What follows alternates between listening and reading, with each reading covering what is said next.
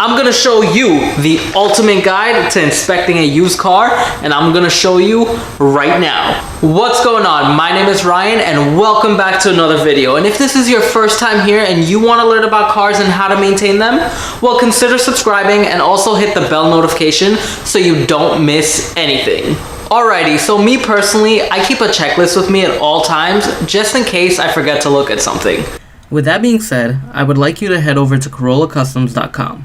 Then go to Files and download my used car inspection checklist. Make sure to print it out, it's completely free. Great, now that we have this checklist printed, let's make sure we have all our items. Make sure that you bring a scanner, flashlight, rag, magnet, pen, and tread depth gauge. Now it's time for you to fill out your checklist. So you want to fill out your intended vehicle information first. This includes the year, make, model, submodel, VIN, mileage, title status, inspection status, seller info, trade-in price, and seller's asking price. Alrighty, let's fill this out together. The year is a 2004. The make is a Chevy. The model is an Avalanche. The submodel is a Z71. Then we fill out the VIN. The VIN can be located on the lower corner of the windshield or on the driver's door. The mileage is 137,366, but the engine is newly built and only has 300 miles on it, so I'll definitely keep that in mind. Clean title? Yes. Inspection up to date? Yes. December 2019. The seller's name is Ryan, and the vehicle's trade-in price from Kelley Blue Book at Excellent is $38,000 to $55,000, but at fair condition is $2,500. The seller's asking price is $5,500. Alright, so we got all the information on this vehicle, and I know the range of what it's worth. I don't mind paying around $38,000 to $55,000, but if it has a lot of problems, I have to try to get it for $2,500 or lower. Let's pop the hood and check the engine.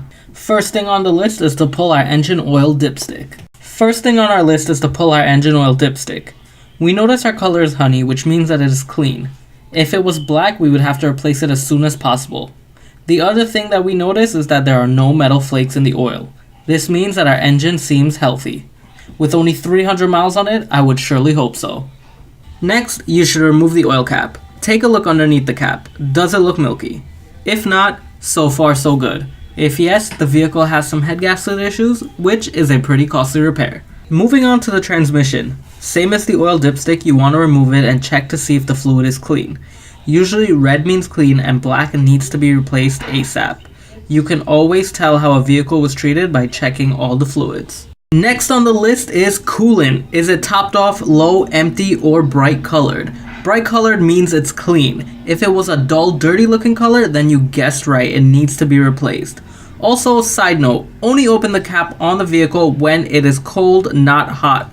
Coolant can leave some nasty burns. If you happen to see coolant bubbling in the reservoir when the car is running, that means it's either a blown head gasket or clogged radiator.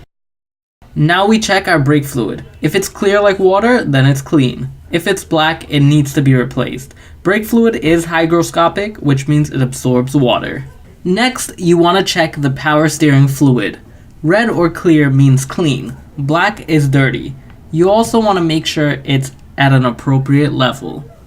Some cars like this older Toyota may have power steering reservoirs that look like this, or some vehicles like this 2011 Toyota Corolla doesn't even have a power steering pump, but it has electric steering. Let's check out this air filter. Some vehicles like this truck has a check gauge, which allows me to know how clogged the filter is. When the orange marking is in the green, the engine is breathing. When it is in the red, the engine is stifling. Some cars are different, like this Toyota. It has some easy access clips to pop and remove. This allows you to physically view the filter. Moving on to the battery. Batteries typically last 3 to 5 years, so check the date. Also check to see if the terminals have any signs of corrosion. If yes, the battery is leaking, and you may want to get it replaced. The last thing to check in the engine compartment is the serpentine belt. You want to make sure that it's not frayed or cracked. Also, make sure that there's some tension on the belt. Finally, with all that said and done, give the engine one final look over and make sure that there isn't any leaks. Also, take a look underneath the vehicle. Pay attention to the front diff and the rear diff. A good tip is always look at the ground if there are spots that may indicate a leak. Alrighty guys, I hope you enjoyed that video. That was part 1, how to check the engine compartment in inspecting a used car, and we are going to move on to part 2 coming up very soon on how to inspect the body and what to look for. So if you enjoyed this video, please hit that like button and also share it with your family and friends if you found value from it. And if you're new to this channel and you stumble upon this video and you enjoyed it yourself, consider hitting that subscribe button. Also hit the bell notification so you can stay up to date with all my latest videos. Guys, I want to thank you all for viewing, and I'll see you soon. Peace.